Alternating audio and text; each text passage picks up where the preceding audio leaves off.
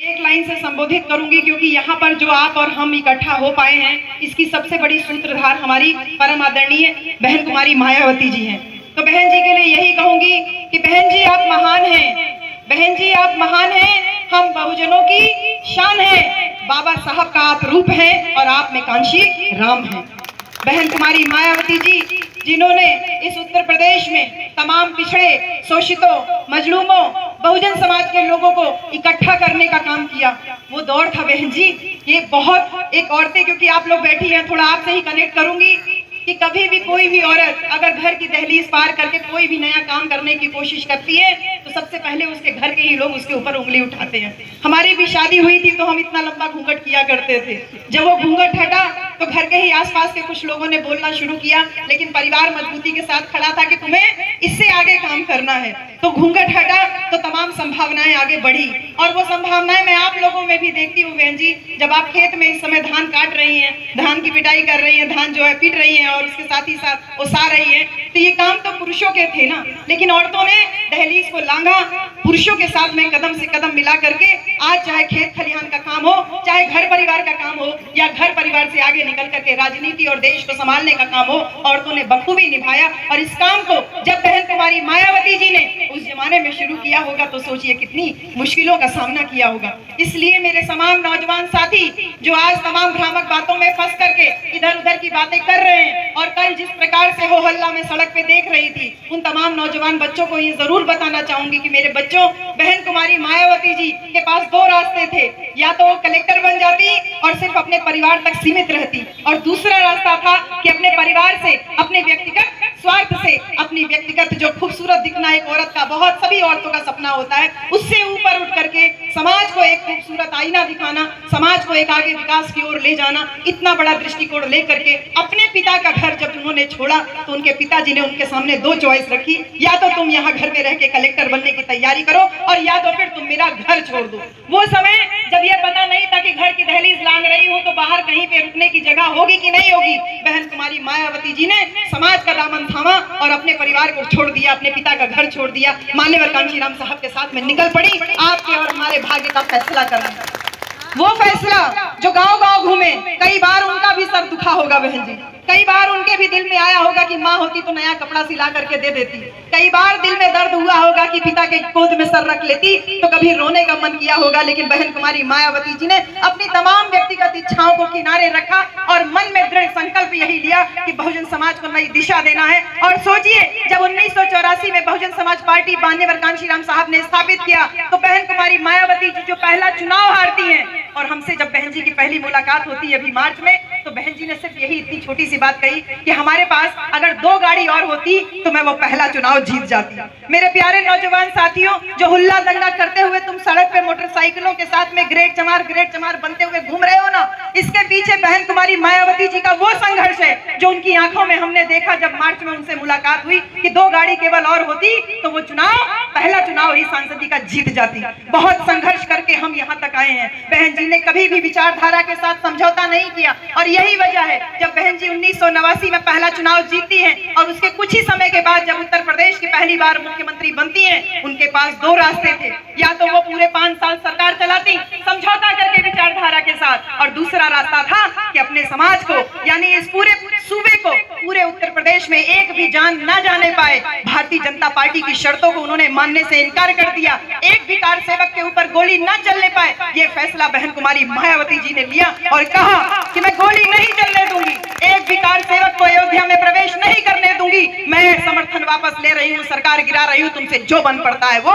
बढ़कर करके दिखाओ। मेरे प्यारे बच्चों, हमने देखा है हमारे ही बीच में एक बच्चा निकल के नीला गमछा बांध करके अपनी एक सीट के लिए किसी की दहलीज में जाके रोने का काम करता है, और बहन कुमारी मायावती जी मुख्यमंत्री होकर के मुख्यमंत्री की कुर्सी को ठोकर मारने का काम करती है, लेकिन विचारधारा के साथ समझौता नहीं करती है। तुमको तय करना है कि तुम्हें भीड़ का हिस्सा बनना है कि तुम्हें उस मजबूत, उसको ऐसे ही नहीं आयरन लेडी कहा जाता है, बहन कुमारी मायावती को ऐसे ही नहीं आयरन लेडी कहा जाता है। आज प्रधानमंत्री जी खुद कह रहे हैं अरे एक रहेंगे तो सेफ रहेंगे, अरे डर बैठ गया है, डर बैठ गया है इस विशाल जातियों में बटे हुए समाज को। जब बहन कुमारी मायावती जी मान्यवर कांशीराम साहब ने जब इकट्ठा किया तो इकट्ठा करके उत्तर प्रदेश में सरकार बनाई 4-4 दफा।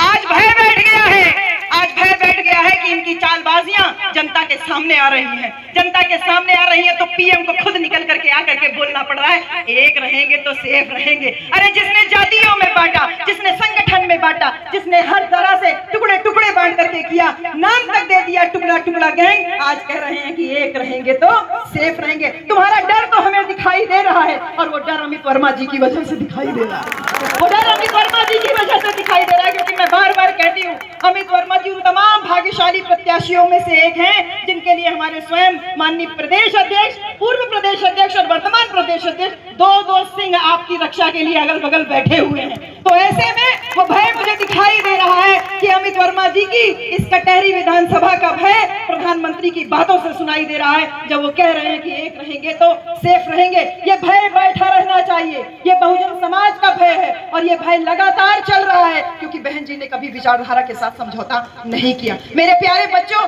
थाना पुलिस में तुम्हारी एफआईआर बहुत सम्मान से लिखी जाती थी, अव्वल तो थाना पुलिस तक नौबत ही नहीं आने पाती थी। ये शासन था बहन कुमारी मायावती जी का, भूमि पट्टे पे मिल रही थी, औरतों की इज्जत बहुत हिफाजत से रहती थी, और आज बड़ा बड़ा हुड़दंग मचाते हुए लोग कह रहे हैं कि बटेंगे तो कटेंगे। अरे कितना बांटोगे, जातियों में तो बांटा, संगठन में तो बांटा, भाई को भाई से बांटा, यहाँ तक कि रंग में बांट दिया, पीले रंग का गमछा, हरे रंग का गमछा, नीले रंग का गमछा, अब तो नीले रंग के गमछे में भी तुमने बांटना शुरू कर दिया। अरे कितना बांटोगे, बांटोगे तो कटोगे। सुध लेने की जरूरत नहीं है, ना एक परीक्षा ठीक से करा पा रहे हैं। आरओ से लेके पुलिस वाला बहन जी, लड़का लोग परीक्षा खातिर बैठक है, परीक्षा का पेपर वे लीक हो जाते हैं, कहते हैं बटोगे तो कटोगे। लफाजी बड़ी बड़ी चल रही है, बड़ी बड़ी लफाजी चल रही है, और वो केवल और केवल आपके और हमारे दिमाग के साथ में खेलने का काम कर रहे हैं। एक परीक्षा ठीक से नहीं करा सकते। 4 दिन से बच्चे इलाहाबाद में आयोग के सामने बैठे हुए हैं, उनके ऊपर लाठियां बरसाई जा रही हैं, और अगर वही कहीं कांवर ले जा रहे होते तो शायद हमारे माननीय मुख्यमंत्री जी हेलीकॉप्टर से फूल बरसा रहे हो।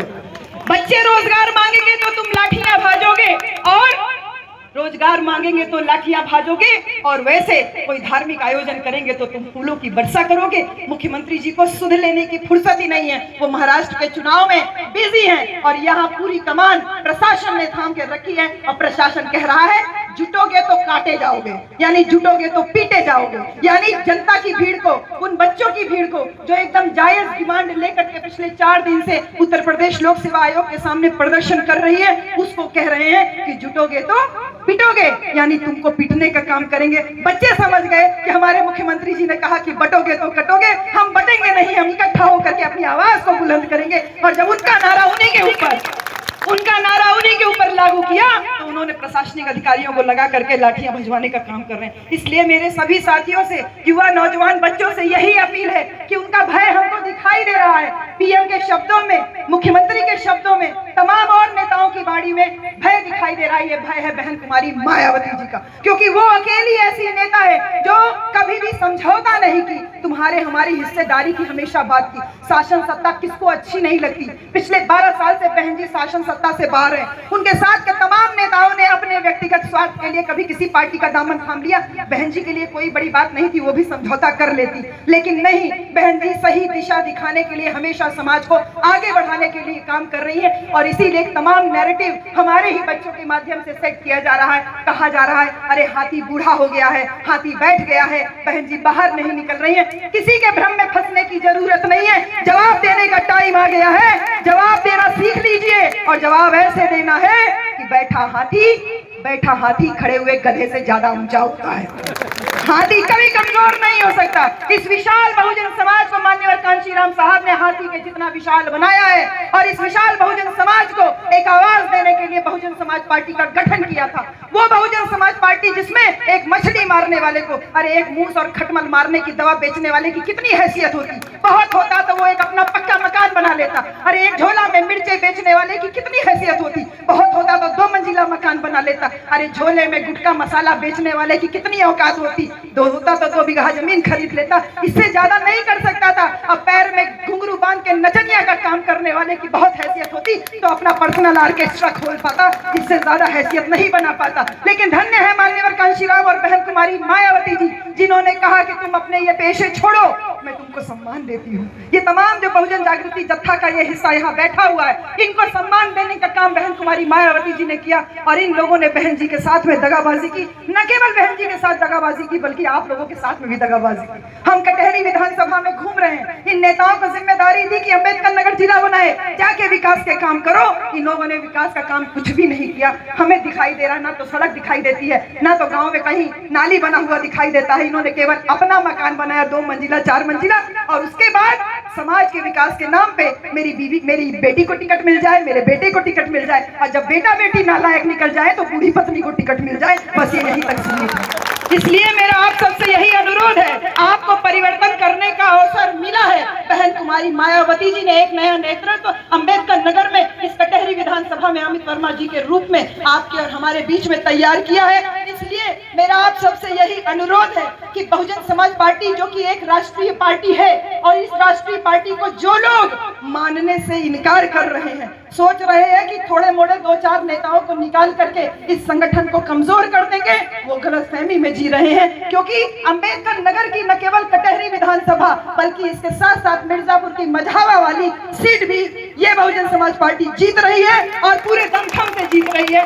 और जनता को अपने ऊपर हुए जुल्म और अत्याचार, अपने ऊपर हुए झूठे वादों, अपने साथ हुए धोखेबाजी का बदला लेने का वक्त आ गया है। और ये बदला हम तीर तलवार गोली कट्टा बंदूक से नहीं लेंगे, ये बदला हम अपने वोट के द्वारा लेंगे। जनता हिसाब बराबर करती है लोकतंत्र में, अपने वोट से हिसाब बराबर करेंगे। इसलिए मैं माननीय बहन जी का संदेश आप लोगों तक लेके आई हूँ। बहन जी ने हमेशा समाज को आगे बढ़ाने का काम किया, बहन जी ने हमेशा समाज को सुरक्षा देने का काम किया, बहन जी ने हमेशा समाज को सम्मान देने का काम किया, युवा बच्चों के अंदर स्वाभिमान भरने का काम किया। कि आज हम अपनी खटिया और चारपाई छोड़ के तथा कथित ऊंची जाति के लोग आते हैं तो हम नहीं खड़े होते हैं। ये स्वाभिमान जो बहन जी ने दिया, वही संदेश आप लोगों के लिए है कि बहन जी ने कहा है कि बहुजन समाज पार्टी से अगर जुड़ोगे तो हमेशा सुरक्षित रहोगे, सम्मान पाओगे और आगे बढ़ोगे।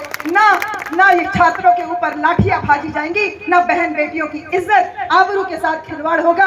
सभी कोई अच्छे से रहेगा, अमन चैन सुख शांति से रहेगा। इसलिए मैं आप लोगों से यही अपील करती हूँ कि एक बार गलती आपसे हो गई, आपको गलती सुधारने का मौका 20 नवंबर को मिल रहा है। भाई अमित वर्मा जी, आपके बीच में एक बहुत युवा नेतृत्व तैयार बैठा हुआ है। जनता बदलाव की तरफ बढ़ रही है, और हम तो बीएचयू में प्रोफेसर है मेरे भाइयों, मुझे तो किसी चीज की कमी नहीं थी। लेकिन बहन कुमारी मायावती जी जब छोटे से थे तब उनको देखते थे, और तब से यही इच्छा थी कि एक बार बहन जी का दर्शन हो जाता। और आज इस बात का बहुत गर्व है कि बहन कुमारी मायावती जी की जो जिम्मेदारी हमको मिली, उस जिम्मेदारी को हम आप लोगों तक आकर के शेयर कर पा रहे हैं, और आप सबका पूरा सहयोग मिल रहा है।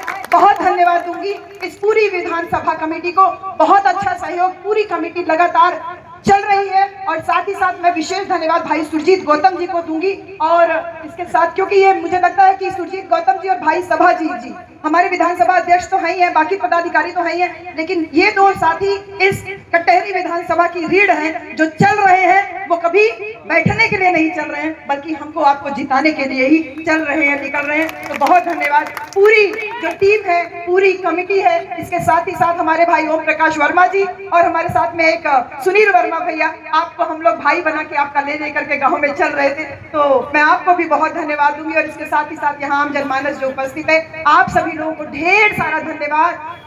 ये ध्यान रखिएगा कि कई बार दुश्मन के नारों से भी हम लोगों को सीख लेनी चाहिए, और बहुजन नाम आपको इसीलिए दिया गया क्योंकि बहुजन की छतरी के नीचे आपको हमको आना है। क्योंकि जब आप बहुजन की छतरी के नीचे आते हो तो आपकी जाति, हमारी जाति खत्म हो जाती है, और वही जाति खत्म करने का काम बहन कुमारी मायावती जी का नेतृत्व कर रहा है। भाई अमित वर्मा जी एक कुशल नेता के रूप में आपके सामने यहाँ मौजूद है। अपनी गलती को सुधारने का और अपने ऊपर हुए अपमान का बदला लेने का वक्त आ गया है। बहुत सारा धन्यवाद। जय भीम, जय भारत, नमो बुद्धाय, जय संविधान।